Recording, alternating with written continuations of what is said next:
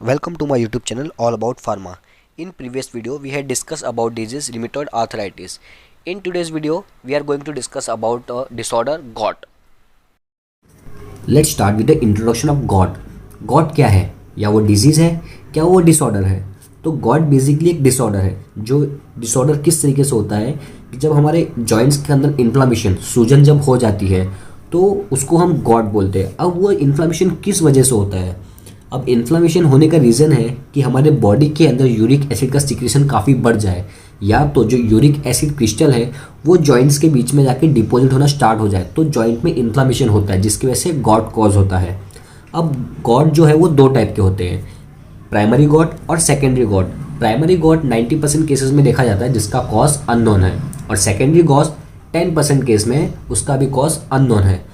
Got के basically 4 stage है। पहला है असिम्प्टोमेटिक स्टेज, दूसरा है एक्यूट स्टेज, तीसरा है इंटरक्रिटिकल स्टेज और चौथा है क्रॉनिक स्टेज।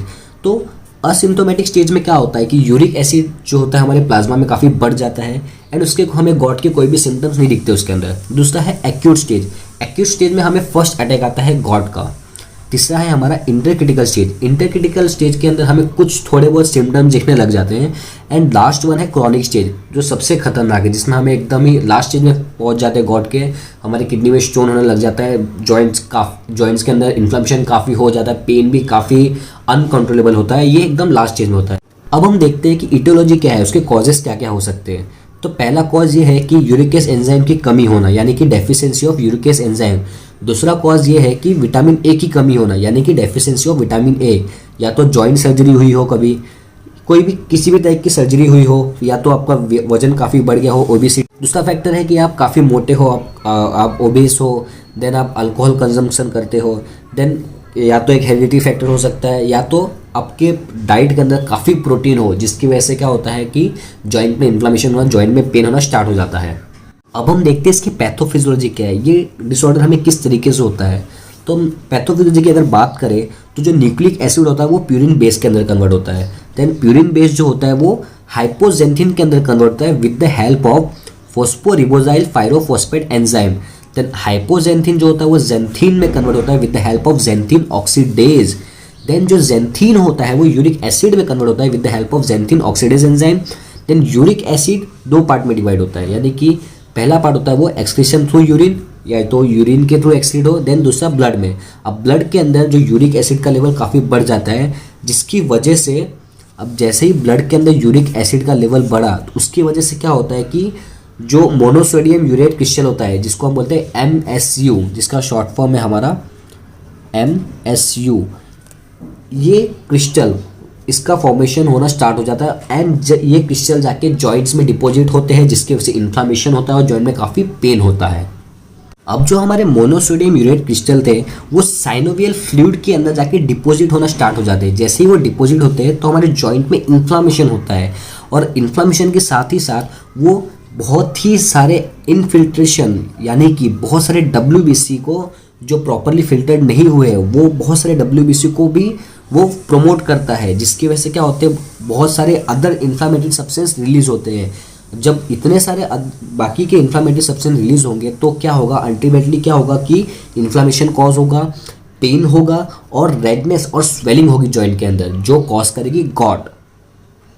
अब अगर हम इसके साइन एंड सिम्टम्स की बात करें तो पहला सिम्टम जो हमें दिखेगा वो होगा कि रेडनेस ऑफ जॉइंट, यानी कि जॉइंट्स के बीच में हमें काफ़ी रेडनेस दिखेगा। दूसरा होगा इन्फ्लामेशन, यानी कि सूजन दिखेगी। तीसरा होगा कि काफ़ी बहुत ही ज़ोर से काफ़ी इंटेंस जॉइंट पेन होगा। देन जो फोर्थ जो सिम्टम होगा वो होगा पेन होगा, काफ़ी भयंकर पेन होगा और हमें बहुत ही अनकंफर्टेबल फील होगा। अब अगर हम इसके डायग्नोसिस की बात करें तो पहला फैक्टर है हमारे पास साइनोवियल फ्लूइड। हम साइनोवियल फ्लूइड के अंदर आइडेंटिफिकेशन करेंगे कि वहाँ पे यूरिक एसिड या तो मोनोसोडियम यूरेट क्रिस्टल मौजूद है या नहीं। अब हमें कैसे पता चलेगा, तो हम यूज़ करेंगे पोलराइज लाइट माइक्रोस्कोपी। इसके थ्रू हमें ये पता लगेगा कि साइनोवियल के अंदर, साइनोवियल फ्लूइड के अंदर हमें मोनोसोडियम यूरेट क्रिस्टल मिला है। अब अगर हम ब्लड टेस्ट की बात करें तो हम ब्लड टेस्ट में क्या करेंगे, पहले तो ब्लड सैंपल कलेक्ट करेंगे एंड उसमें हम डिटेक्ट करेंगे कि मोनोसोडियम यूरेट क्रिस्टल है या नहीं। अगर हम मोनोसोडियम यूरेट क्रिस्टल की बात करें, अगर वो ब्लड के अंदर डिटेक्ट होता है तो वो लेस देन होना चाहिए 6 mg/dl in female and 7 mg/dl in male. Diagnosis के बाद अगर हम कॉम्प्लिकेशन की बात करें तो कॉम्प्लिकेशन में हमें पहला कॉम्प्लिकेशन ये दिखेगा कि जॉइंट डैमेज हो जाएंगे, या तो जॉइंट का शेप चेंज हो जाएगा। दूसरा ये होगा कि यूरिक एसिड जो है वो हमारे फिंगर और टो में जमा हो जाएंगे, एक्यूमुलेट हो जाएंगे। तीसरा है किडनी स्टोन। देन चौथा है कि फिजियोलॉजिकल जो हमारा इफेक्ट है, मूड, बिहेवियर, ये पूरे चेंज हो जाएंगे। ये सारे कॉम्प्लिकेशंस होंगे।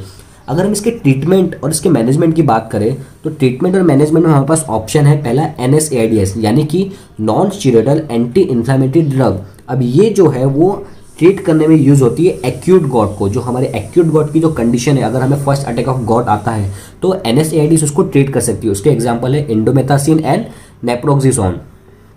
सेकेंड ऑप्शन है ज़ैंथीन ऑक्सीडेज इनिबिटर, जो हाइपोजेंथीन ज़ैंथीन में कन्वर्ट हो रहा था with the help of xanthine oxidase enzyme, यानी उसको वो ज़ैंथीन ऑक्सीडेज एंजाइम हाइपोजेंथीन से ज़ैंथीन में कन्वर्ट करने में मदद कर रही थी।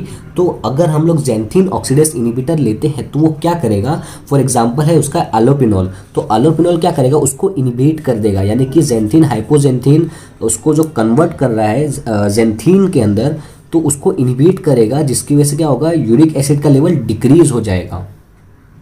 थर्ड जो ऑप्शन है हमारे पास वो है यूरिकोज यूरिक एजेंट।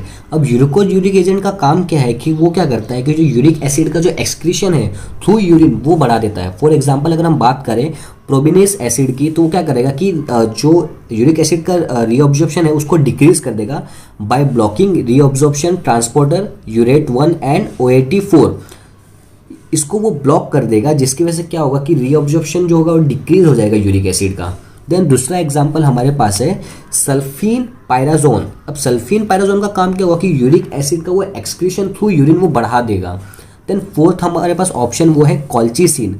अब कॉल्चिसिन क्या करेगा कि वो डायरेक्ट इनिबिट करेगा deposition of uric acid crystal in joint, वहाँ पे वो इनिबिट कर देगा, जिसकी वजह से क्या होगा, जो हमारे पास जो एक्यूट गॉट जो हमें होता है एज वेल एज जो क्रॉनिक गॉट होता है, हम कॉल्चिसिन की मदद से हम क्योर कर सकते हैं। फिफ्थ ऑप्शन है हमारा कॉर्टिकोस्टेरॉइड। अगर हम कॉर्टिकोस्टेरॉइड्स की बात करें तो अगर ओरल कॉर्टिकोस्टेरॉइड और या तो ACTH इंजेक्शन अगर हम लेते हैं तो वो हमें यूज़फुल रहता है कि हमें वो एक्यूट गॉट से बचा सके, यानी कि वो एक्यूट गॉट के ट्रीटमेंट में काम आता है। तो ये था पूरा गॉट के बारे में। तो आज हमने गॉट के बारे में क्या क्या देखा, उसके डेफिनेशन देखे, इंट्रोडक्शन देखा, स्टेजेस देखे, कितने टाइप के गॉट है वो देखा, देन इटियोलॉजी देखी उसकी, then pathophysiology, sign and symptoms, complication and treatment, ये सब था गॉट के बारे में।